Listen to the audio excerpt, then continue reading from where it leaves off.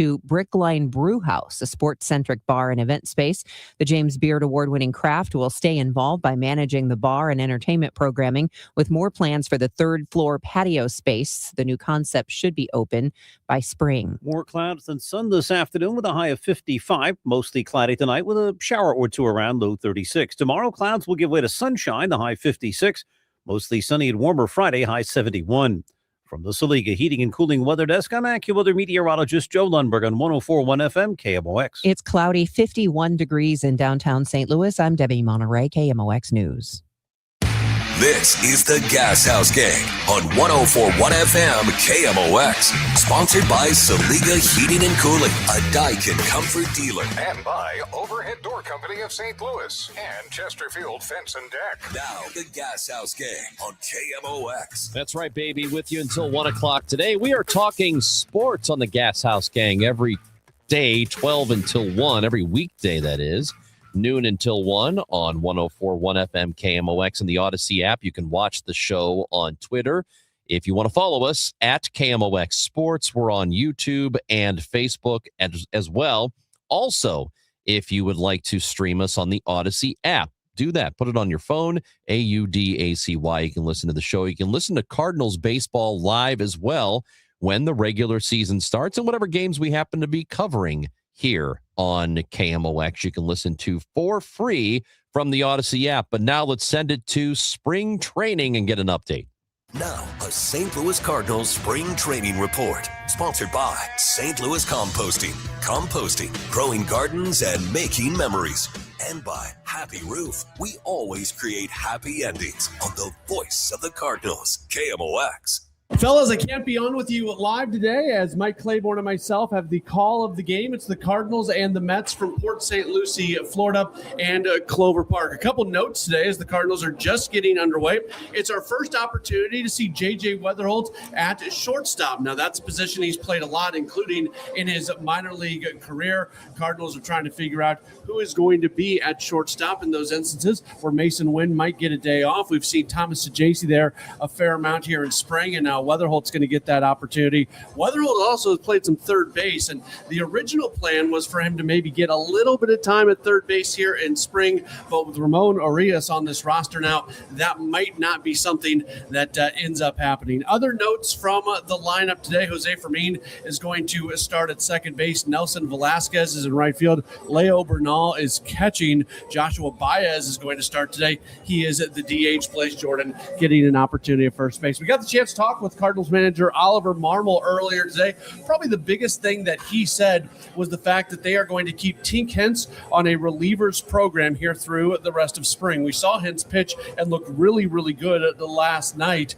against the Washington Nationals. This doesn't mean that they are not going to put him back on a starters program at some point. They are going to reevaluate it at the end of spring. But for the run of spring training, Hence is going to be on a relievers plan, and they hope to get him an inning or so, maybe 2 or 3 times a week, and just see how his body responds to that. It seems like there's a good possibility that they're going to keep Hence in a reliever spot, but again, they made it very clear that that's something that's going to be reevaluated coming up at the end of spring training. If you do want to listen to today's game with Mike Claiborne and myself, it's available in a few different spots. You can go to Cardinals.com, you can go to MLB.com, and you can also go to the MLB app, and we will be with you today. Again, we are at Clover Park as the Cardinals and Mets are matched up against each other in Port St. Lucie, Florida. Matt Pauley, KMOX Sports. Gashouse Gang here with Nate Gatter and Chris Ranji for the afternoon. Our guy Tom Ackerman is out. And so, yeah, Nate, spring training is ongoing.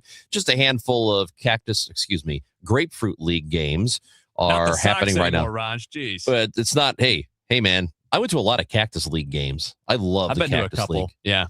I just like the setup in Arizona better. All the teams are closer.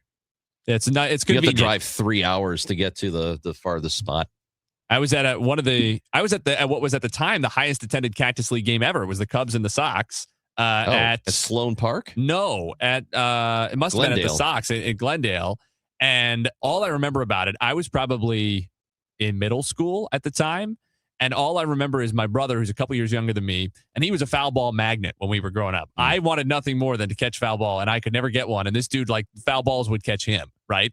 So we're sitting behind home plate. It's behind a screen, and it's underneath the, an awning, a really substantial one, like a an steel overhang, awning, overhang, right. whatever they on an old ballpark.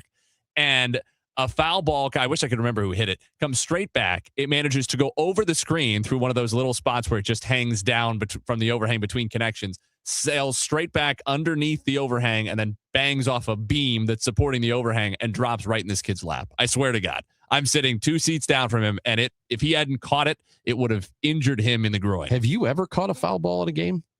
No, well, kind of. I caught one off a bounce doing a minor league baseball game that it hopped off a stadium awning and bounced once up into the booth. And I did catch it off that. You know what? Broadcast booth catches don't count. No, because there's no competition. They come right up to you. That's true. No, I have never caught one. Have you? Yeah, I have. Well, okay, in the broadcast booth. Well, you just said that doesn't They don't count. They don't count, though. I had one of the fake catches. That's the Chris Ranji experience. I had a couple. If you've ever sat at home and wondered what's it like to work with Chris Ranji, it's you say, yeah, I have. Here's the circumstance. He says, well, that doesn't count, but I've done it. In what circumstance? The same one you just described.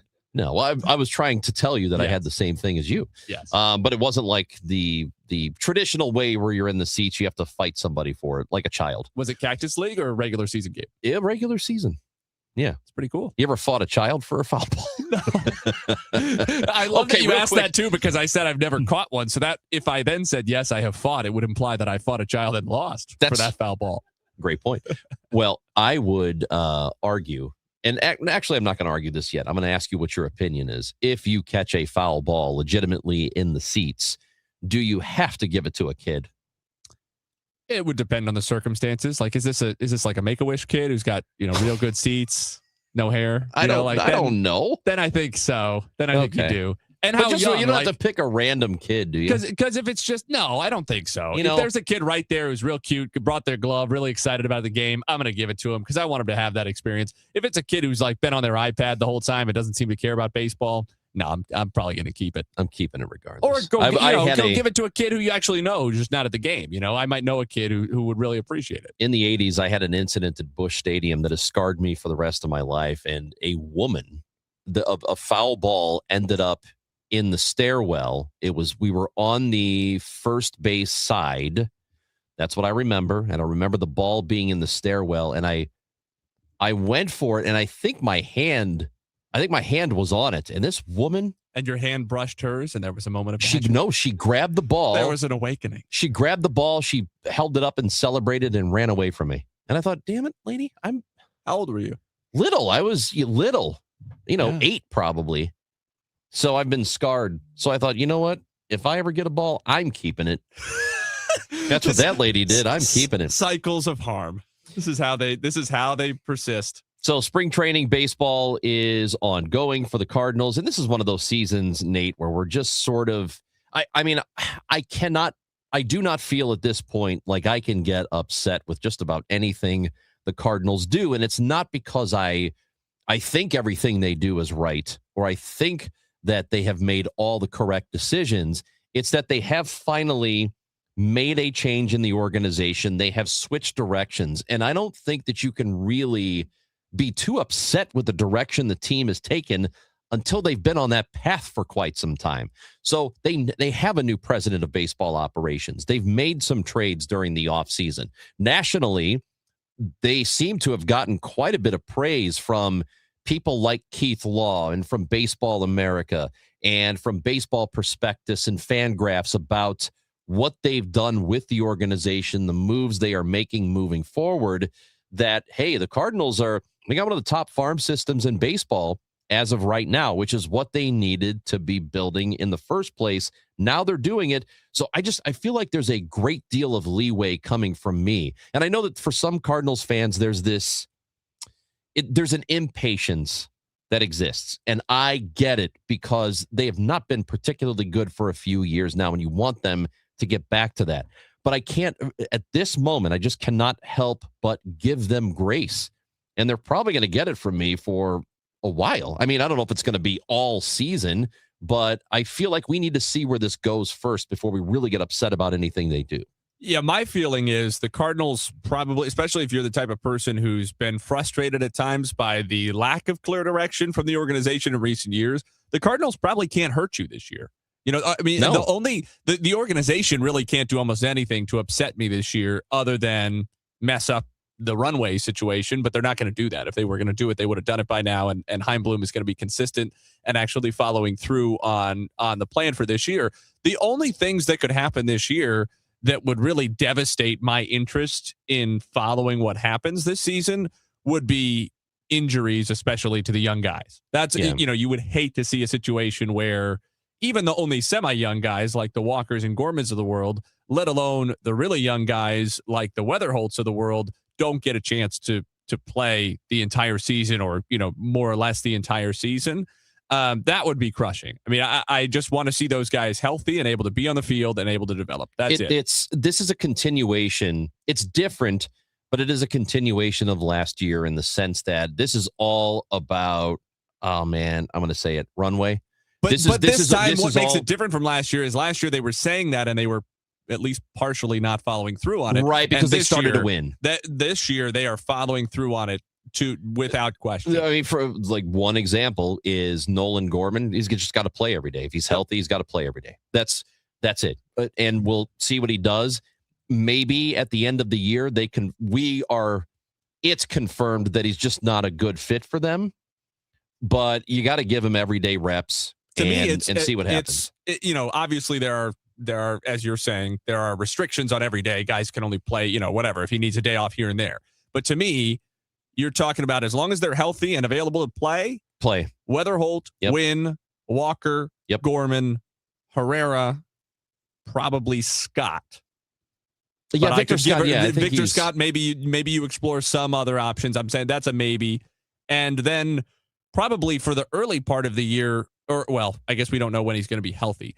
Once he's healthy, probably Nootbaar, because you'd love to see him solidify a certain amount of value so you could move him at some point. But so that's a little different than the other ones. But to me, those first five guys, Weatherholt, Wynn, Gorman, Walker, Herrera, if they're ready to go, they're in the lineup every single day. Probably Burleson too, but that I don't put him in the same category as those five in terms of the development that we're hoping to see. This is just another see what they can do year.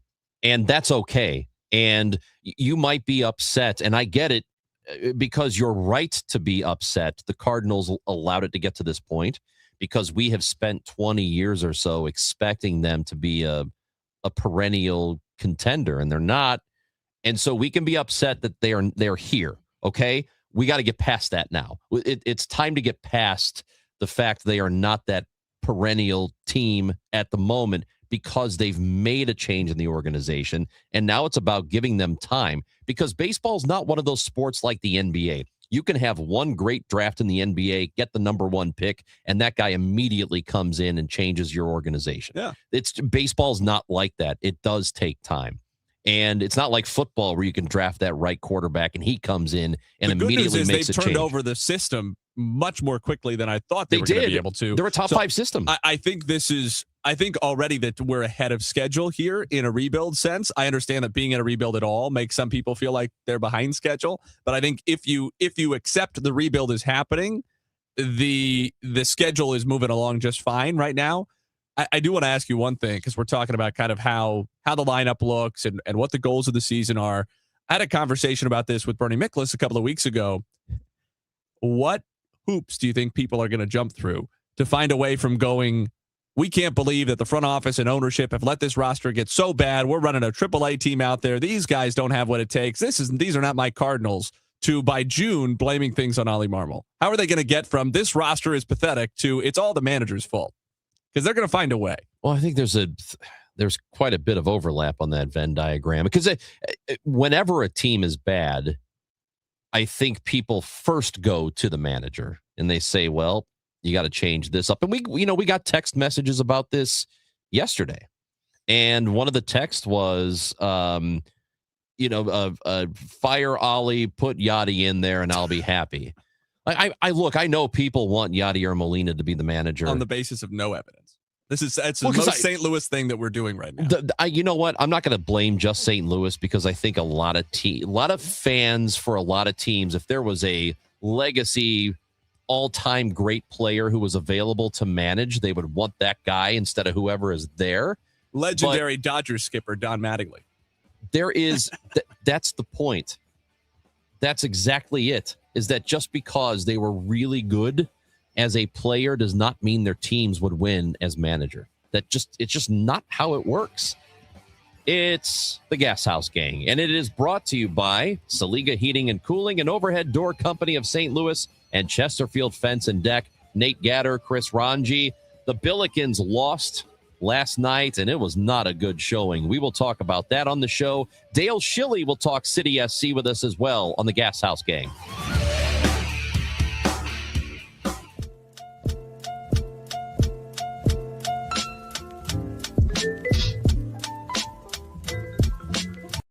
Debit card purchases rounded up to the nearest dollar, and the spare change goes right into your savings. And here's the best part. Together Credit Union boosts your progress by matching qualifying savings up to $8 a month. It's a free checking account that helps you achieve more automatically. Learn more, or better yet, enroll today at togethercu.org. Together Credit Union, federally insured by NCUA. Hey, Cardinal Cowboy here. Who would have thought a car crash would have led to charities, TV shows, and cheering with the best fans in the world? I'm thankful for every day. And so are my friends at Renner Garage Door. They've been turning garage doors from zero to hero since 1966. With help from trusted brands like Delden, Amar, and LiftMaster, honest family-style service you can count on. So giddy up and get your free repair or replacement quote today. Giddy up! RENNER, RENNER. I was ordering food for the office from the same few places for too long. For workplaces suffering with office food fatigue, every day's a struggle. Before starting Easy Cater, I assumed having no good vegan options for Carl in finance was normal. Easy Cater is designed to treat OFF with a huge variety of favorite restaurants, plus tools to help you meet dietary needs and stay on budget. Used daily, one platform lets you save time and shine. Ask your app store about Easy Cater or start an order at easycater.com. Presenting a Gain Flings love story. Dear love of my life, we were on the 12B bus this morning when I caught a whiff. A scent so fresh, so life-changing, I had to find its source.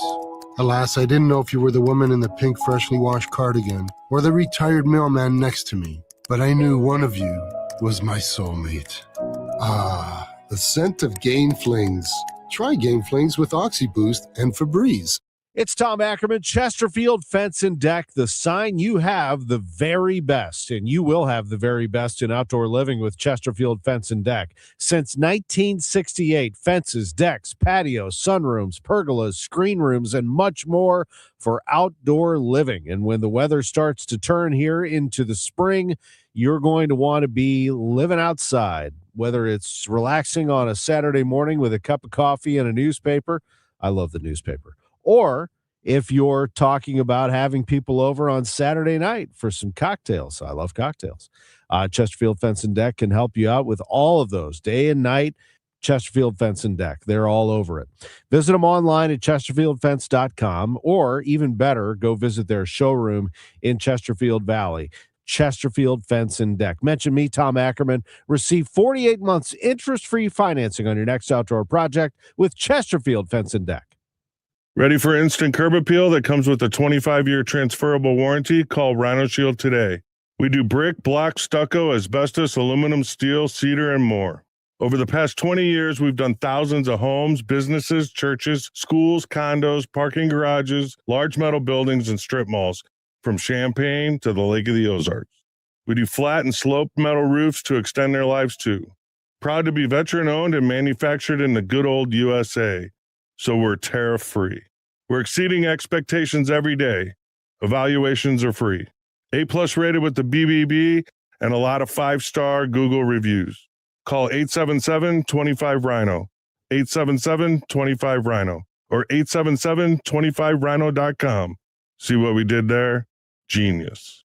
Tell them, ladies. Don't paint, don't Rhino, go Rhino Shield. Never paint your house again. Rhino Shield. Glover here for my friends at Cantor Injury Law. Cantor is local, and we're here doing the work every day. We're right here in St. Louis, and we're ready to fight for you. CantorInjuryLaw.com or call 314-628-9999. The choice of a lawyer is an important decision and should not be solely based on advertisements. Get ready, St. Louis area. The St. Charles Boat Show is here March 5th through 8th at the St. Charles Convention Center. See the top dealers from the Lake of the Ozarks and climb aboard your next Extreme Boat. New models, great deals, and summer fun starts here. Visit lakeoftheozarksboatdealers.com for details. Still here, still trusted. The voice of St. Louis, KMOX. Dayton returns the favor. Billikens beat them by 31 in St. Louis. They win by 15 here in Dayton. No, that's not what you were looking for on the road in Ohio. The Billikens now with 3 games left to go in the season, a 15-point loss last night as they played the Dayton Flyers and just working their way toward the A-10 tournament. Got Nate Gatter and Chris Ranji on the Gashouse Gang today. Dale Schilly is going to talk some City SC with us in a moment. But, Nate, look, I said that it's possible they could lose on the road for sure. Dayton has played a lot better since, they got beaten pretty badly at Chaffetz Arena. A loss, fine. What I didn't think was going to happen or didn't feel like could happen was to be down by 20 and then lose by 15. And that was just not from start to finish. They were not really in it last night. No, they weren't. I mean, it was a uninspired flat performance, which is surprising considering the way they've come out flat in recent games. And Josh Schertz has been adamant that can't continue. They've been able to bail themselves out of it a couple of times, but they were just never really in this game. And look, they've got 25 wins. This has been a great season. They have not lost a game at home. This has been a really, really good year, and there's a lot to be happy about. But unfortunately, because the Atlantic 10 is weak right now, and I know SLU people don't like when we say that, but it just is, certainly relative to where it was the last time SLU was a consistently ranked team during the Majerus era. But even compared to, back like 5 years ago or so, I mean, think about the Dayton team during COVID, right? I mean, it's not like Dayton's been churning out teams all the time like that, but this is an A-10 that is weak. And so SLU has a really small margin for error. And I think now it's pretty much gone. I think they could lose. If they were going to lose again and make the tournament as an at-large, I think it would have to be the A-10 championship game. I think if they lose another game, any other game, in the regular season. And don't win the A-10 championship, I don't think they make it. Or at the very least, they're going to be sweating it down to the end, and they're probably going to Dayton to play in the first 4 if they do get in. Because that means you got 5 losses. If they lose one more and then you lose in the A-10. And the question would be, let's say they win out the regular season, then lose in the A-10 semifinals. I think probably they're in, but you're not comfortable in that situation. I mean, you can ask Josh Schertz about it, how it went at Indiana State a couple of years ago when they ended up in the NIT. 6 games there, 28-6. They had a net of 28 or 29 or something that year and got left out of the tournament. I mean, it's just I'm a Mizzou guy too, so I don't mean to pick on Mizzou, but it's the peril of being an A-10 team or an MVC team in the case when he was at Indiana State. You could have a net in the 20s like they did and like SLU does now.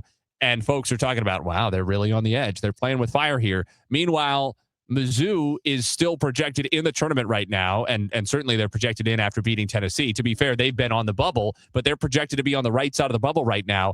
Going into the game against Tennessee last night, their net was 60. 60. But because they're in the SEC and they have a winning record in the SEC, they get a huge benefit of the doubt, even though they lost to Notre Dame in the non-conference and got humiliated by Illinois at Enterprise. People are like, well, Jaden Stone missed that game and Trent Pierce missed all of non-conference. SLU doesn't get that. SLU doesn't get to talk about, well, we were missing a guy for that game. That's just not how it is at the A-10 level. And unfortunately, their margin for error, I think, is almost gone. Billikens move to 24 in the net. They are 27 in KenPom. I think Neil Payne at ESPN does a pretty good job. He's got them as one of those bubble teams that should be in. He says they should be in. They are not a lock. We're talking the mid-major programs. He's got Utah State in, Gonzaga at this point in, and really it's about the Billikens he believes should be. Now, and I think you're right, that's provided they don't really blow it the last few games here. Yeah. You've got 2 at home. You have to win the home games. Yes. You cannot lose either of the home games. Can't lose the home games. Maybe at George Mason to end the season. Maybe you can...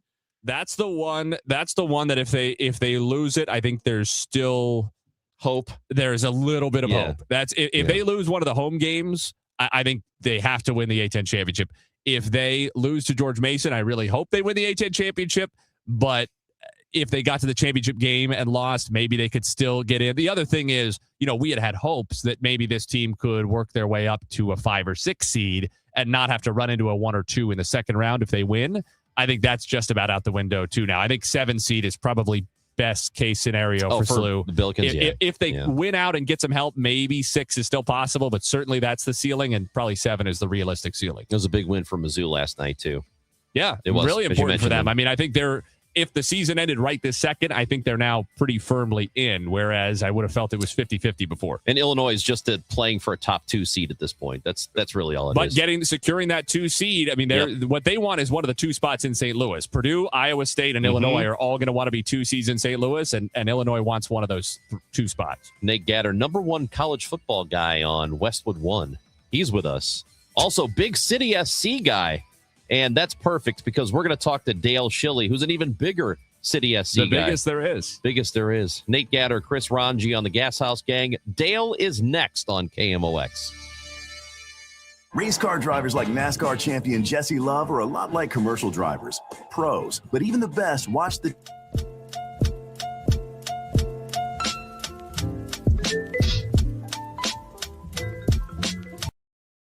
Samsara's AI uses billions of miles of real driving data to help fleets prevent accidents and protect drivers. If it makes me a better driver, it'll make your fleet unstoppable. Because even champions need a coach. Learn more at samsara.com. Who's the greatest to ever wear the blue note? Some debate it, but only one is called the Great One. Wayne Gretzky. 2026 marks 30 years since number 99 wore the note, and we're celebrating with an exclusive keepsake on March 10th. The Blues will rock retro jerseys against the Islanders, and the first 10,000 fans score a retro Gretzky bobblehead, courtesy of Amarin. Throw on your 90 sweater and lock in your tickets now at stlouisblues.com. Now, KMOX weather from the Saliga Heating and Cooling Weather Desk. 54 degrees and mostly cloudy in St. Louis. Today, a high of 55. Tonight, low of 35. Hey guys, Kevin Wheeler here. I want to tell you about 213 Complex, and you can pick that up at supplement superstores. And quite simply, 213 Complex is the most effective and powerful all-natural weight loss supplement ever developed. Here's what it's doing for me and what it'll do for you. Boost the metabolism, gets it working at full go all the time. Helps with cravings, and man, that's a big deal for me. All-day focus energy with no jitters, no crash at the end of the day. It's a great tool for achieving your goals. Get out to supplement superstores. Tell them Kevin Wheeler sent you in. They will knock 30% off your 213 Complex, and you can find your location at supplementsuperstores.com. If you owe back taxes, listen carefully to rule number 1. Never go up against the IRS alone. They're cracking down, freezing bank accounts, garnishing paychecks, canceling passports. Even your home or business could be at risk. But here's what they don't tell you. The IRS has powerful tax relief programs that could save you thousands if you qualify. That's why smart people call Optima Tax Relief, America's #1 tax resolution firm. Nobody knows these programs like the experts at Optima. Their team of tax attorneys and licensed professionals have resolved over $2 billion in tax debt for people just like you. The IRS is not stopping, so don't wait, and don't take them on alone. For tax help you need, for tax help you can trust, call Optima today for a free consultation. Call 800-348-0269. 800-348-0269. 800-348-0269. Optima Tax Relief. Some restrictions apply. For complete details, please visit OptimaTaxRelief.com. Hey guys, Glover here for my friends at Universal Windows Direct. Hopefully after 25 years together, you trust me that I only represent good companies. Universal Windows Direct is great. They have a great deal for the DGS audience. Buy 2 windows, get 2 for free. 0% interest for 36 months so you can spread out your payments, same as cash. Also, $500 off your home improvement project. 314-334-2522 or visit universalwindowsdirect.com. Like me, you'll be saying, I love my windows. NeoVitan began with one doctor's mission to help others feel their best. After years of caring for patients, Dr. Ken Ribicki, a St. Louis physician, created NeoVitan, a line of multivitamins designed with quality, safety, and everyday wellness in mind. Each formula is made in the U.S. using the finest domestic and international ingredients to support real people living real lives. Discover the difference today with NeoVitan, available at Schnucks, Dierbergs, and neovitan.com. NeoVitan, trusted nutrition from St. Louis for St. Louis. Now back to the Gashouse Gang, sponsored by Saliga Heating and Cooling. And by Overhead Door Company of St. Louis and Chesterfield Fence and Deck. On 104.1 FM, KMOX. City SC, their season is underway with a tie game on Saturday in their home opener at Energizer Park.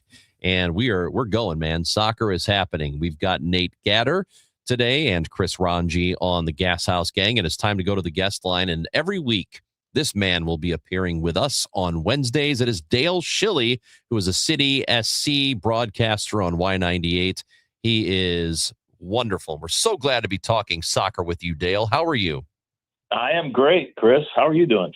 Hey, doing okay. Went to the game on Saturday, saw the Clydesdales, saw a tie. Please tell me that this team is not going to start doing this tie thing again like they did last year. It was their favorite thing to do. They are not going to start doing this tie thing again, Chris. What now? Okay, now say it and mean it.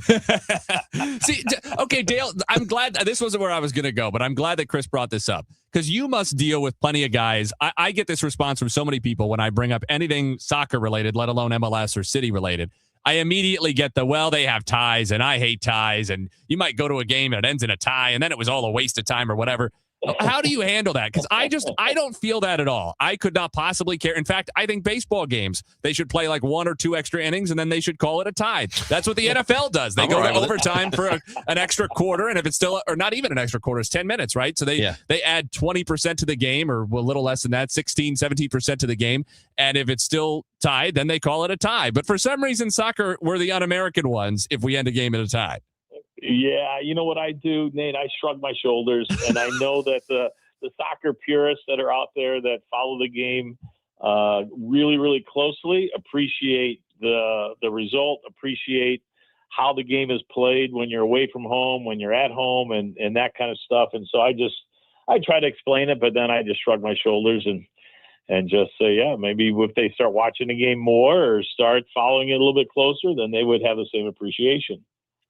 Yeah, I think what you're saying, and I'm with you, is that people just don't know what they're talking about. People don't get it. They don't know what they're talking about, Dale. Yeah. Look, the game the other day, we would have loved to have had 3 points.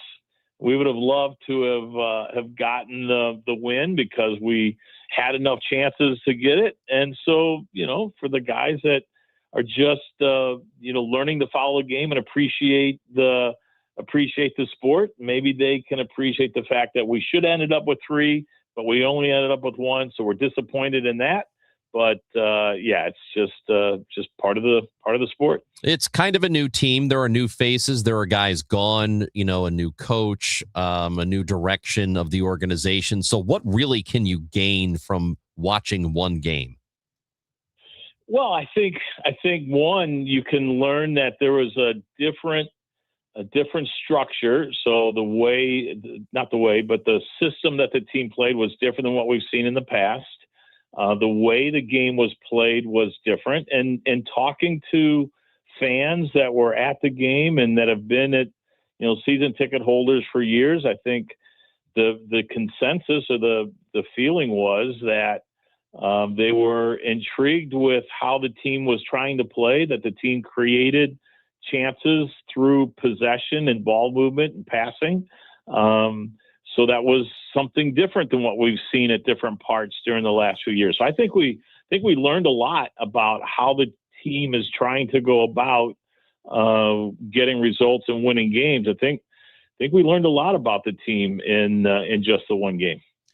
Dale, getting away from the guys who were on the field in that first game, the big news recently as far as acquisitions was Sergio Cordova, the Venezuelan striker they signed on loan yesterday. Now, it's a loan only through the end of June. So it's effectively a 4-month loan, and with time to get work permits and visas and everything sorted out and get him up to speed in training, might not amount to much more than 10 games or so that he's going to be on the field.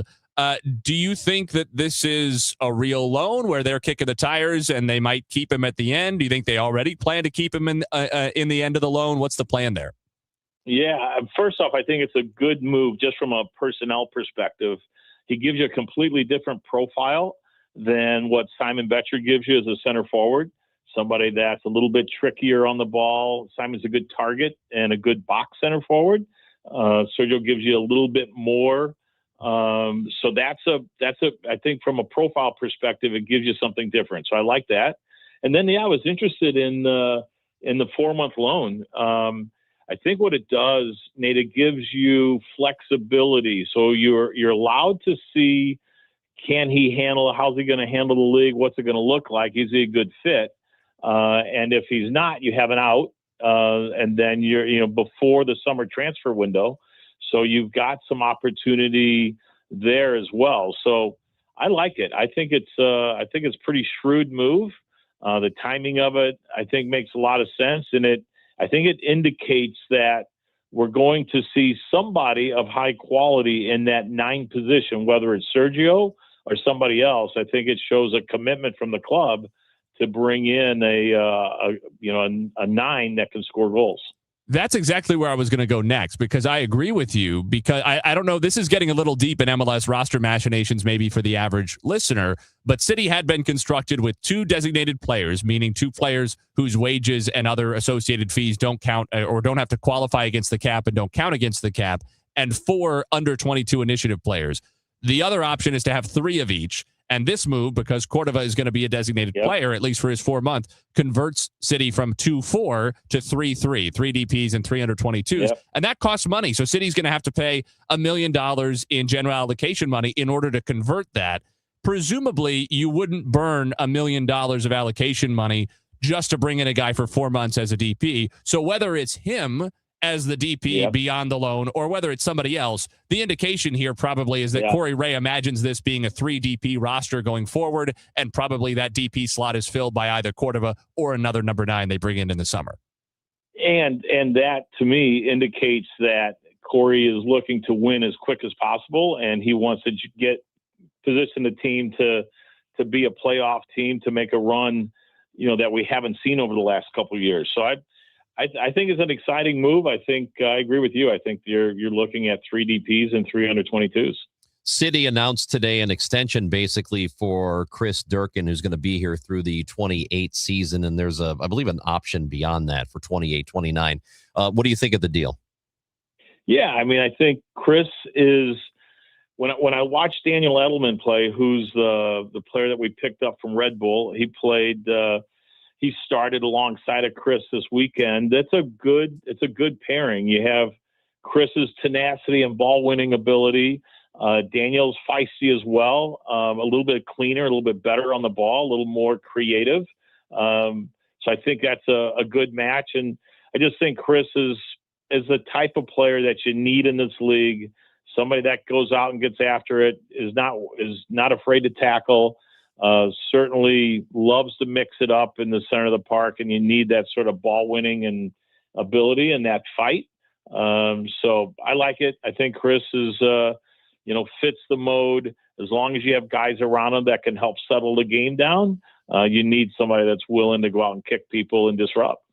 So I know that for me and for a lot of people going into this season, because it's now a couple of years removed from the playoffs, that there's an expectation this team, better get back there, because they kind of, I don't know that we were promised it, but it was, it was declared they're going to go back to the playoffs. And that was before last year. So is this team right now, as constructed, good enough to get to the playoffs, or do we need more time to find that out?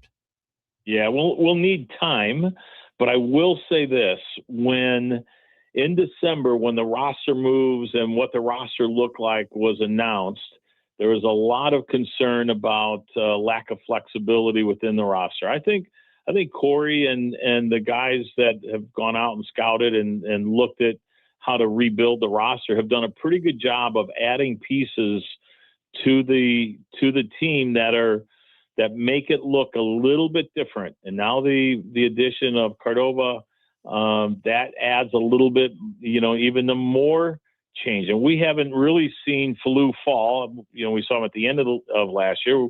Mbake fall is going to be added into the mix as well. We're looking at the potential of maybe 5 starters that make the team look different than they did a year ago. And man, in December, I don't think any of us could have conceived that we would have seen that sort of change in a lineup. Dale, is there anything that you're going to be watching for from this team over the next, let's say, month or two, maybe all the way until the World Cup break in May, that tells you they're developing in the way that you want them to? I mean, I think the game against San Diego this weekend is going to be a big one. So not so much from a results perspective, but what do we look like? Let's face it, Charlotte did not look great the other day, but that's Charlotte. Charlotte is a team that disrupts your game. They try to steal a goal here or there, keep you off the board, limit your chances, and sneak out of games like they did the other day with a draw or with a win. San Diego is opposite. They're going to be on the ball. They're going to press you in and pin you into your own half of the field.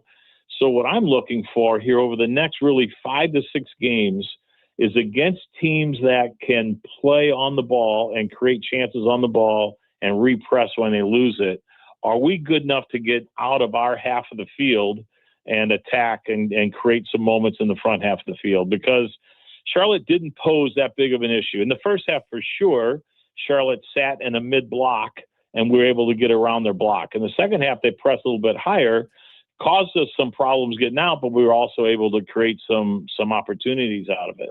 So now what's it going to be like when we play a team that is all out going to be pressing and they're going to be good on the ball and pin us in? So I think we'll see something this weekend, but we'll see it over the next handful. Oh, no. Well, at least we're almost finished. The soccer monster got Dale. Yeah. The soccer monster reached up out of the pitch. That was very, very sudden, Dale. too. I wonder if his phone ran out of battery. Yeah. Well, I mean, it looks like he's still connected. I think the soccer monster got Might have been Matt Pajeski's fault. Well, it's got to be Matt Pajeski's fault. Well, just know this. Dale Schilly, who is on the call with Joey Zanaboni every city game. They are on Y98. Here's a sister station of ours. And Dale is going to be with us every Wednesday at 12:30 right here on the Gashouse Gang. But I am fortunate. I've got Nate Gatter, who is young Mr. Soccer.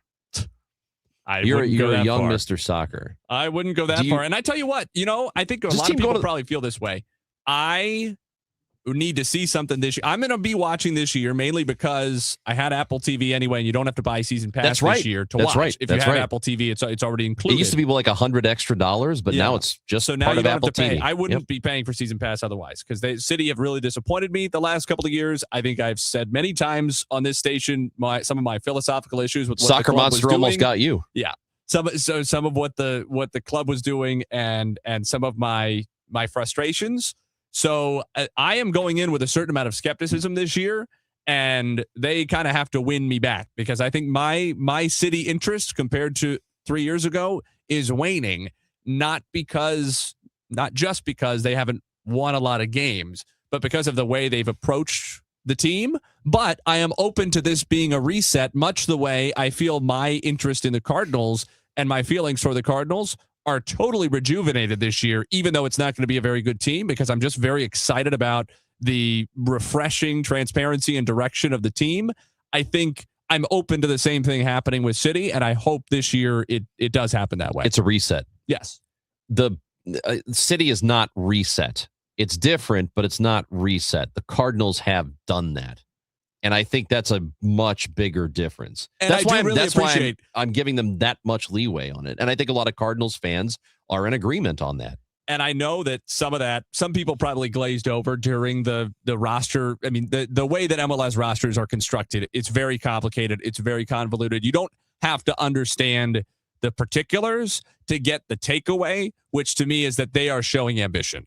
That you don't spend money to move to a 3 DP configuration just for a 4-month loan. Whether Cordova does well here and they're happy with him and they keep him, or they sign somebody else in the summer, this is a statement of intent and an intent to spend at least some more money on the roster going forward. Plus, they got those Tina Turner kits. Well, I love them. They look good on the pitch. I'll give them that. Right? Big fan of those. You were going to try to poo-poo the Tina Turner kits, weren't you? No. Don't you dare, man. I think they feel a little more like kind of one-off giveaway deals? Hell they no. do? No. She's also not from here. What? She's not from here. She went to high school here. Okay. All right. What about where's Miles Davis in this? Okay. Did he wear gold? He can wear whatever color you want. Nate Gatter, Chris Ranji on the Gashouse Gang. That's Nate saying that stuff. That's not me. I am Mr. Tina Turner over here. You wish. Saliga Heating and Cooling sponsors the show, and Overhead Door Company of St. Louis and Chesterfield Fence and Deck. The Cardinals have some Hall of Fame nominees. We'll tell you about them when we come back on KMOX. Create the ultimate raised bed garden.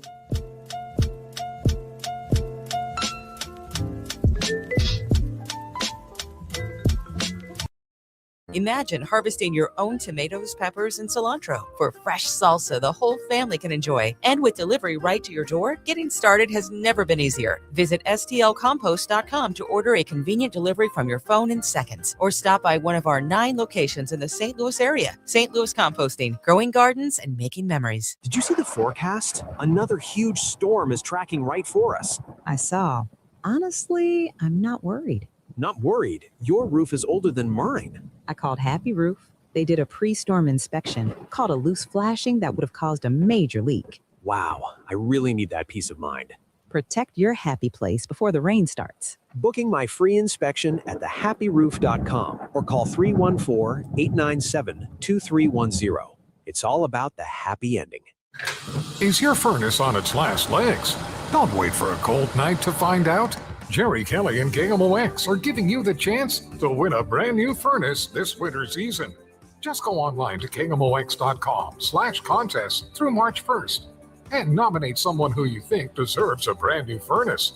Sponsored by Jerry Kelly Heating and Air Conditioning. Win a brand new furnace. For more information and contest rules, just head to KMOX.com/contests. Working full-time but still falling behind? Learn how real estate education can help you build income and get ahead on your terms. Text radio to 88007. That's RADIO to 88007. Presented by Lifestyles Unlimited. I built this business the old-fashioned way. Hard work and a whole lot of spreadsheets. Yeah, about that, I upgraded us to Odoo. Odoo puts everything we need, sales, inventory, accounting, on one connected platform. No more juggling systems, no more headaches. So it all works together? Exactly. Odoo is the all-in-one business software that makes running and passing on a business easier than ever. Take your business into the next generation. Try Odoo free at odoo.com. That's ODOO.com. In a world in need of a hero, one man rises to the challenge in style. He is... Just driving the kids to soccer practice.